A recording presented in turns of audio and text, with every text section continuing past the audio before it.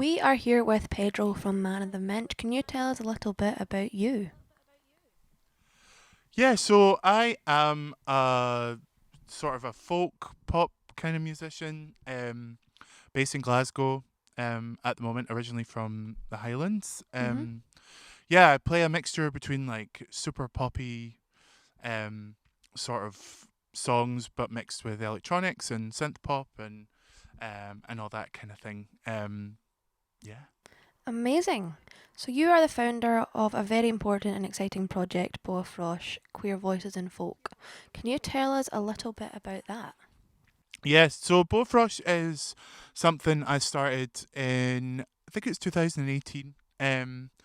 It's basically it's a collective of traditional and folk musicians that are hmm based in Scotland, and the idea behind it is just to give queer musicians of that kind a place to like Okay. collaborate and to hang out and to make music, and also just to the idea behind it is now kind of to give these musicians opportunity as well, and or just to create opportunity. So by putting on concerts and yeah, we just did a week of shows up in Inverness Oh, at their nice. Under Canvas festival at Eden Court. hmm Um, and yeah, it's the I started it just as like a workshop program. hmm As a folk musician, kind of felt like at the time that a bit of an island as a gay man and a traditional musician, and I just didn't feel like there was like a space for me in that world, and Yeah.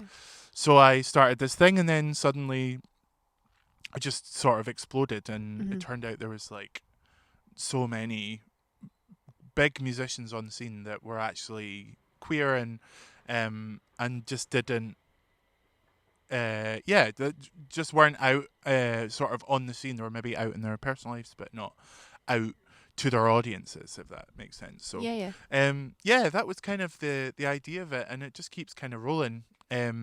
We've done a couple of shows. Well, we did a couple of years of shows at Celtic Connections. hmm We're doing stuff at the Fringe this year. Oh, nice. Um, so yeah, that's kind of what Bowfrosh is. So and yeah, Bowfrosh is the Gaelic word for rainbow, which is where that comes from. And yeah, it's a very informal thing. And yeah, it's just yeah, it's just a nice community Yeah. of people. Yeah, I watched the video that's on your YouTube page, and honestly, it's amazing. Is it Rosanna that is the song that came out of it? So that's one of the many songs that came out of it. I actually wrote Rosanna ahead of the workshops, the Okay. initial workshops that we did, but that has become like a song that kind of is emblematic of the project. So Okay. it's kind of that song is about um a a man asking his male partner or his male partner's parents for their blessing for them to get married, and they're not up for it. And hmm yeah, it's supposed to be from that kind of perspective. But yeah, that's definitely like it's become one of the sort of main songs that have come from it. But there's loads of music that's come out of it. So yeah, Yeah, Rosanna is a lovely piece of music. thank you. So, out of all the songs that you've ever written, what one has the most meaning to you? I would probably say Rosanna. hmm There's also so that is that's on my album that's coming out soon, and there's another song called The Wall, which I wrote with a friend of mine, Caitlin McNeil. So hmm we wrote that at the initial Bowfrosh meetup, like the workshops that we put on, and that's just become like a really important song for me, and hmm um, it's a song that I perform with some friends of mine a lot. There's a singer songwriter called Finn Anderson that was hmm part of Bowfrosh that I sing that with a lot, and Rachel Sormani, who Yeah. so we sing that song together. That's kind of our song, and yeah, so we've recorded a version of that for the album. But yeah, that song is really about overcoming adversity and your own sort of your own things that get Mhm. in your way, sort of Yeah. the things in your head that get in your way. So yeah, I think that's Rosanna and the Wall are probably my two, like, they're the ones that mean most to me for sure. Yeah, I'm excited to hear them on the album. So lockdown has been really tough for everyone, but has there been any moments that you have found beneficial during this time for you as an artist? Yeah, absolutely. I've been really lucky during the whole pandemic to have things to do. I got in April during the first lockdown. I got notification from Creative Scotland that I'm just blowing the video away. I know they're everywhere. Yeah. So during the first lockdown, I got an award from Creative Scotland to make my first album. Oh, Um, nice. so that I recorded that in August of last year. We spent 30 days in the studio making that record. It's like quite a big Yeah. record. So I spent a twelfth of last year basically making this record, and I was able to invite loads of my friends. We sort of Mhm. I pitched the record as kind of an extension of Bowfrosh. There's songs from Bowfrosh on there, and lots Okay. of the musicians and friends that I made as a result of that. So Mhm. we were able to, while we weren't able to hang out at home or go to the pub or like do the things that we would normally do, Yeah. play gigs together and stuff, we were allowed to make music in the studio.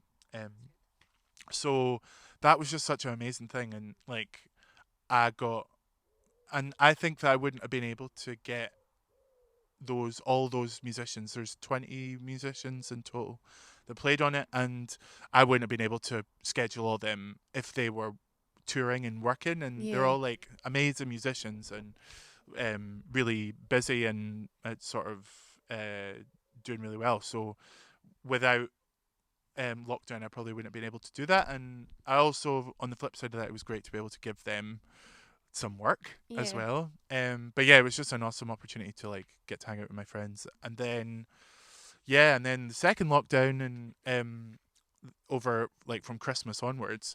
Mhm. So I finished the record in January, and then I started work on this Gaelic project that I've just finished. Okay. So me and a Gaelic poet called Peter Mackay were commissioned to write 5 songs about basically to reflect the Gaelic experience.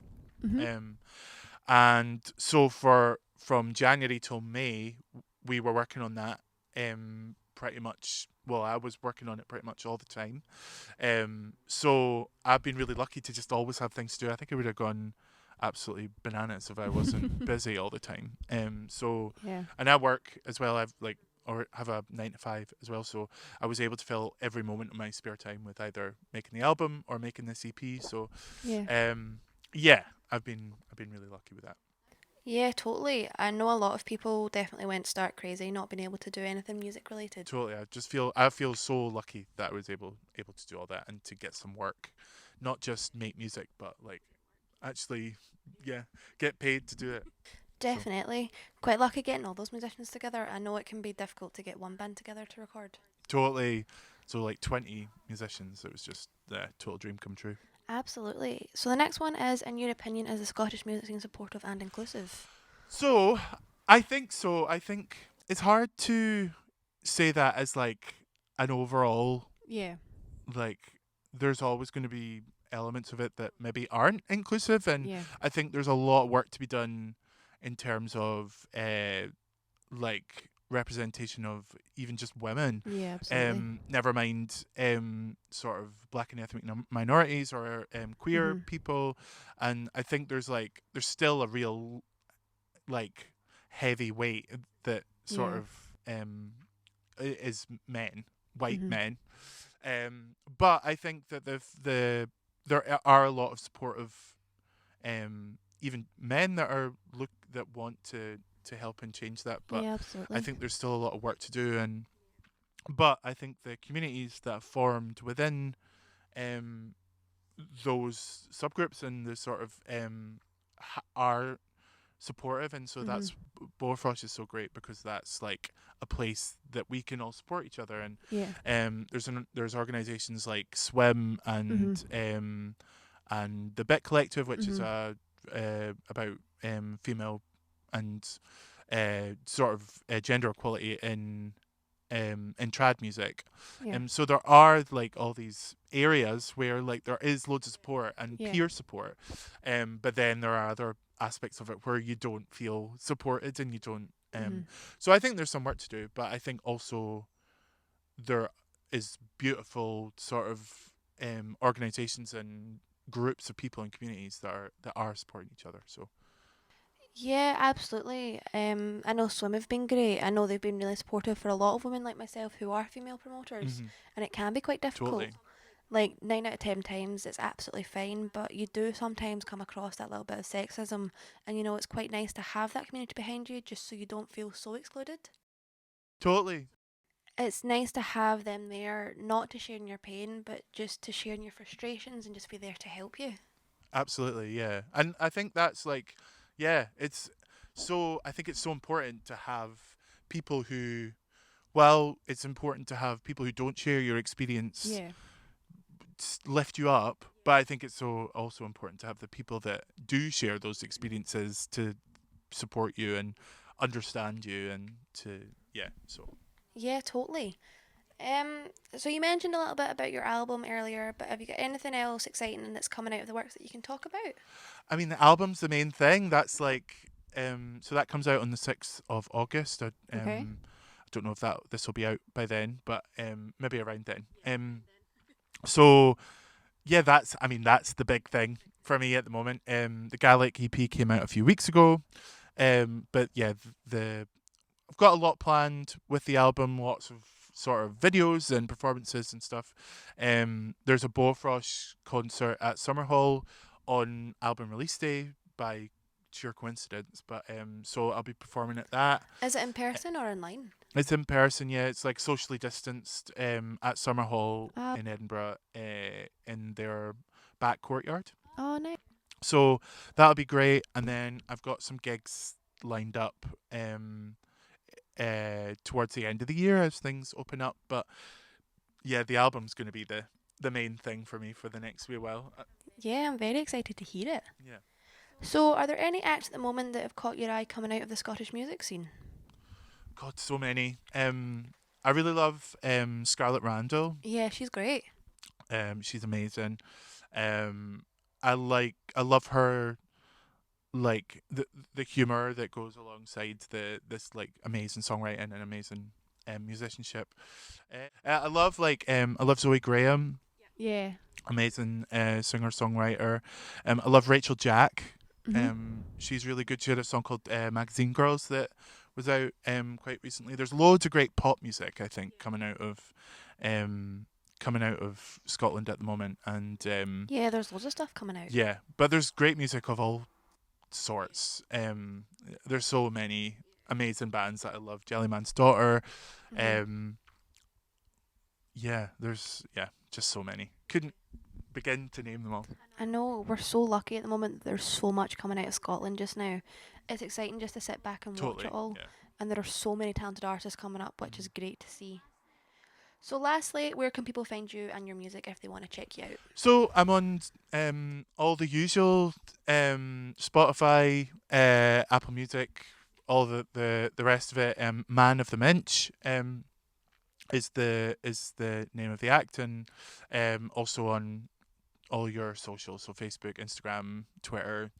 Um, yeah, you can at Man of the Minch wherever. Nobody else has got that name, so I don't have to add official or music or anything like that to that handle. Nobody else has stolen it off me yet.